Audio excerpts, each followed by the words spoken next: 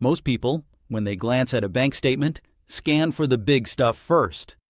The large purchase, the rent payment, the number that jumps out because it's bigger than everything around it. I do the exact opposite. The first thing I look for every single month is smaller than almost anything else on the page, sometimes as small as $6 or $7. And it's the thing that quietly costs people more over a year than most of the larger purchases they actually worry about. It's not glamorous, and it's not going to sound like some clever trick when I tell you what it is. But I've done this every single month for years now, and it has never once failed to surface at least something worth a second look. I'm going to show you exactly what I look for, exactly how to find it in your own statement in about 5 minutes, and exactly why this one habit matters more than almost any other financial check you could do every month. If you're new here, hit subscribe. I break down exactly this kind of thing, the small stuff hiding in plain sight on your own statement, every single week. Here's the first thing I check: every recurring charge, no matter how small, and specifically whether I can still name exactly what each one is for and whether I've actually used it in the last 30 days. Not the big purchases, not the rent or the mortgage or the car payment, because those are impossible to forget and impossible to ignore.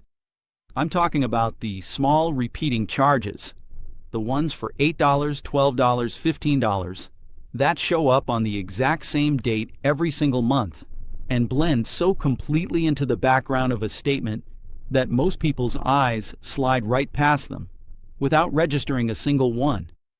Here's why this specific habit matters more than it seems like it should. The average American is currently paying for somewhere around 12 active subscriptions at once, adding up to roughly $219 a month, according to one of the most widely cited industry surveys on this. Here's the part that should genuinely surprise you.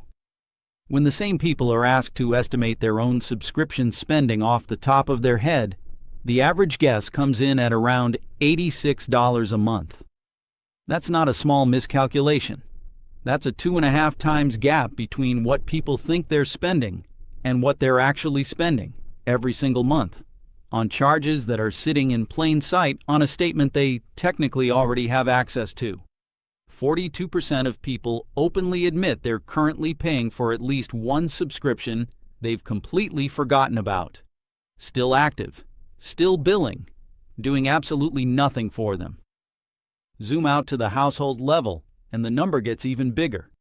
One of the more comprehensive surveys on this, tracking the same question since 2018, puts the average American household's total subscription bill at around $273 a month once you count everything: streaming, software, fitness apps, food delivery memberships, cloud storage, and the recurring physical boxes that show up on a schedule nobody quite remembers signing up for.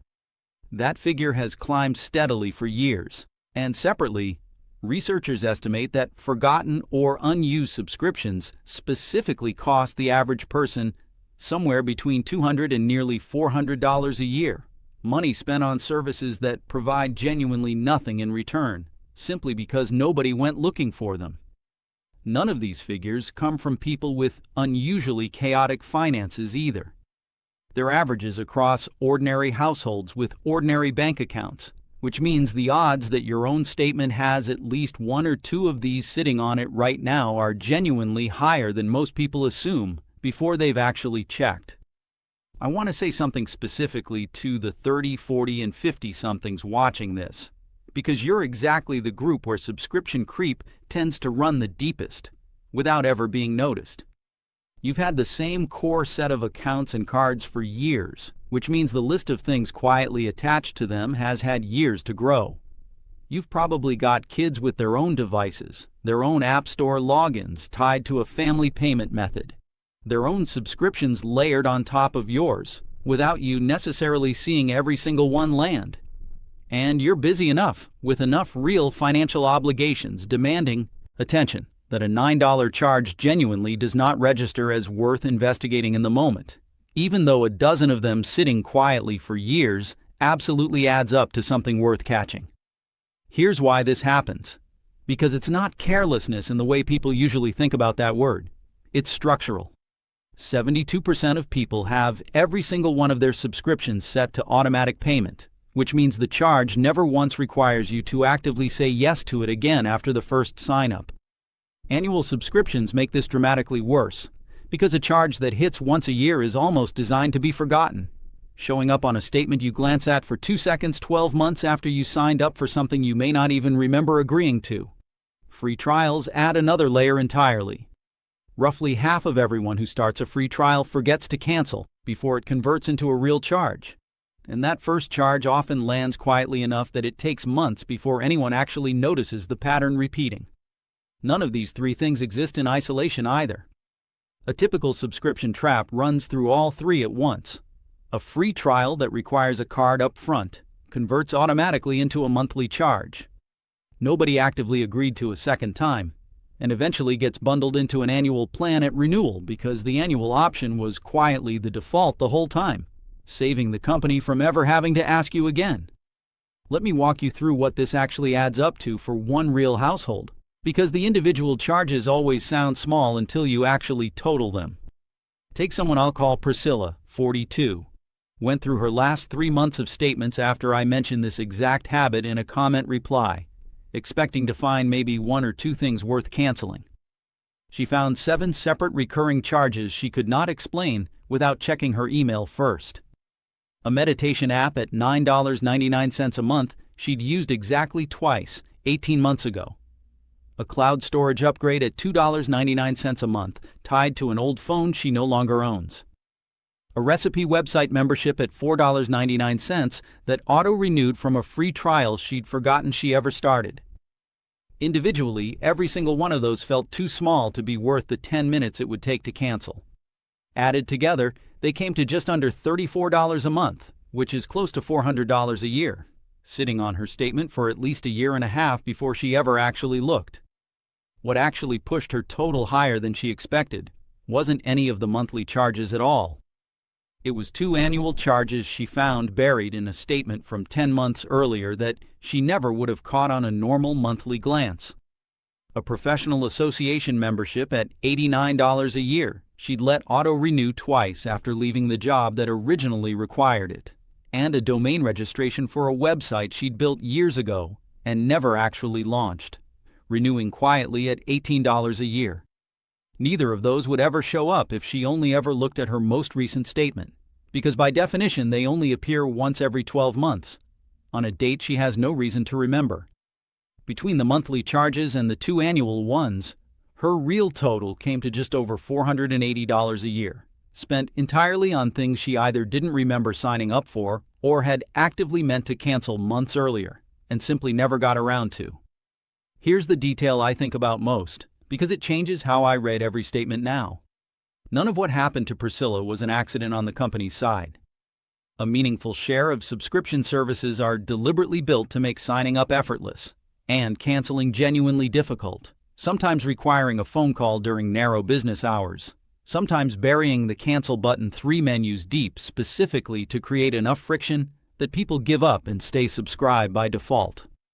One analysis that rated over 1,000 subscription services on how hard they are to cancel found well over 100 of them using what researchers call dark patterns. Deliberate design choices meant to slow you down or talk you out of leaving. The business model isn't built around you loving the product forever. It's built around the fact that canceling takes more effort than staying does, and most people, most months, simply don't have 10 spare minutes to fight through a cancellation flow for a $9 charge. I've seen this pattern described the same way by more than one person who's gone through it themselves. Signing up takes 1 click and a saved card. Canceling takes finding the right settings page, clicking through a survey asking why you're leaving, being offered a discount to stay, declining the discount, being offered a second, smaller discount, declining that too, and only then reaching an actual confirmation screen, sometimes with a final pop-up reminding you what you'll be losing. None of that is accidental complexity. Every extra step is a deliberate chance for you to give up and stay subscribed. and the entire flow is measured and optimized by the company on the other end, specifically to maximize how often that happens. Compare that to the sign-up flow for the same service, which is almost always a single screen and a saved payment method, and the asymmetry tells you everything about which side of that transaction the company is actually trying to make easy.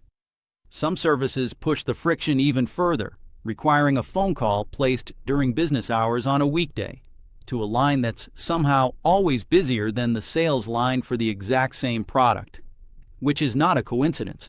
It's a resourcing decision, and it's one made specifically because keeping you subscribed by attrition costs the company nothing extra at all.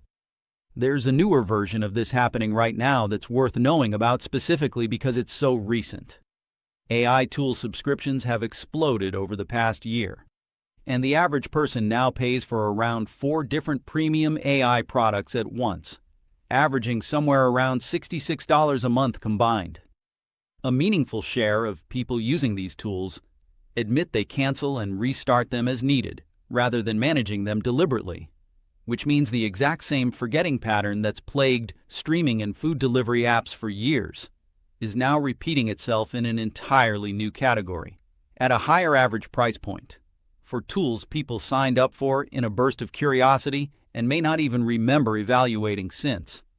What makes the AI category particularly easy to lose track of is how many of these tools get adopted for a single specific task: a resume rewrite, a one-off research project, a work deadline that needed extra help, and then simply never get canceled once that task is finished. Unlike a streaming service where at least the app icon sits on your home screen as a visual reminder it exists, a lot of these AI subscriptions live inside a browser tab you closed weeks ago, with no icon, no notification, nothing prompting you to remember it's still there except the charge itself, quietly repeating on a statement. Most people aren't checking closely enough to notice a new $14 or $20 line item that wasn't there 6 months earlier. Give this category another year or two at its current growth rate, and it's not hard to imagine it becoming the single most common answer to the question I asked you a few minutes ago about the subscription you'd forgotten you were even paying for. I'll be honest about how I actually landed on this habit, because it wasn't some carefully planned financial discipline. I went looking through an old credit card statement for something completely unrelated a few years ago, and noticed a charge for a photo editing app I hadn't opened in over a year. $22 a month for something I'd used exactly once, for a single project, then never touched again. What actually bothered me wasn't the $22. It was doing the math and realizing it had been renewing quietly for 14 months before I noticed, which meant I'd paid over $300 for an app I could have deleted the same week I stopped using it. What made it worse, honestly, was remembering that I actually had thought about canceling it more than once in the weeks right after I finished that one project. I just never got around to actually doing it, and eventually the thought stopped occurring to me at all, which is exactly how a $22 charge quietly survives for over a year on an account belonging to someone who genuinely meant to cancel it almost immediately. That one discovery is the entire reason I started checking recurring charges first, every single month, before I look at anything else.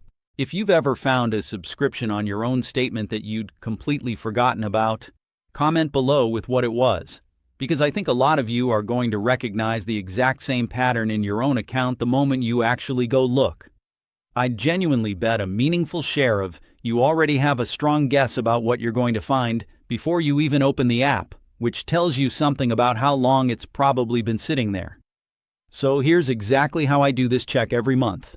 And the whole thing takes about 5 minutes once you've done it a couple of times. First, pull up your last statement and specifically look for any charge under $20 that repeats on roughly the same date as a previous month. Those small, quiet amounts are exactly where subscriptions hide, because anything large enough to actually hurt tends to get noticed on its own.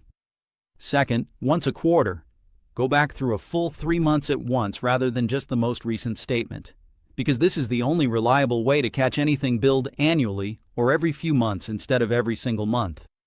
Third, for anything you don't immediately recognize, search your email inbox for the merchant name plus the word receipt or confirmation, which almost always surfaces the original sign-up and reminds you exactly what you agreed to and when. Fourth, for anything you do recognize but haven't actually used in the last 30 days, cancel it that same day, rather than telling yourself you'll get around to using it again, because that specific promise is exactly how a charge survives another 18 months on a statement nobody's reading closely. A few banks now build a recurring charges view directly into their app, automatically grouping repeat transactions together so you don't have to scan line by line yourself, which is worth checking for before you assume you need a separate tool. If your bank doesn't offer that, there are dedicated subscription tracking apps that scan your statement and surface every recurring charge automatically. Though I'd treat those as a supplement to actually reading your own statement rather than a replacement for it, since the goal here isn't just identifying charges. It's building the habit of actually looking every month so nothing gets 18 months to hide again. Whichever method you use, the actual habit matters more than the tool, because a tool that flags a charge does nothing on its own if you don't follow through and actually cancel what you find. Let me leave you with someone whose check actually caught something bigger than a forgotten app. A man named Desmond, 37, no relation to anyone else I've mentioned in other videos, went through his statement after hearing about this habit and found a gym membership still billing him $45 a month, 11 months after he'd physically moved to a different city and stopped going entirely. He genuinely assumed the membership had lapsed on its own once he stopped showing up, which is not how gym memberships work, and never is. 11 months at $45 came to just under $500, quietly gone, for a building he hadn't set foot in for the better part of a year. He told me the cancellation itself took 4 minutes once he actually called, which made the previous 11 months of paying for it feel even more frustrating in hindsight, precisely because the fix had been sitting right there the entire time, completely unused, exactly like the membership itself. What struck him most, he said, wasn't even the money. It was realizing he'd looked at that exact line item on his statement at least 10 separate times over those 11 months, and simply never once stopped to actually read it, because his eyes had learned to skip straight past it, the same way they skipped past his rent and his car payment, filing it away as just another normal, unremarkable expense that happened to be true a year earlier, and never got rechecked since. That's really the whole point of this video. The large numbers on your statement take care of themselves because they're impossible to ignore. It's the small repeating ones that quietly do the most damage over time, precisely because no single month ever feels like the moment to finally deal with them. Checking recurring charges first, before anything else, isn't about becoming an obsessive budgeter or distrusting every company you do business with. It's about making sure the small stuff gets the same 5 minutes of attention the big stuff gets automatically, because right now, for most people, it's getting none at all. I don't think this habit is complicated, and I don't think it requires any real financial sophistication to pull off. It requires exactly one decision: to actually read the small line items instead of letting your eyes skip past them the way they're designed to be skipped past. Every subscription that survives past the point where you're actually using it is surviving, specifically because nobody looked closely enough, recently enough, to notice it was still there. That's not a reflection of anyone's discipline or intelligence. It's just what happens when small, automatic charges meet a statement most people only ever skim. Look closely once a month, and the charges that don't deserve to still be there generally don't survive very long once you actually see them for what they are. I'm Faisal. Thank you for listening to Sheikh Faisal.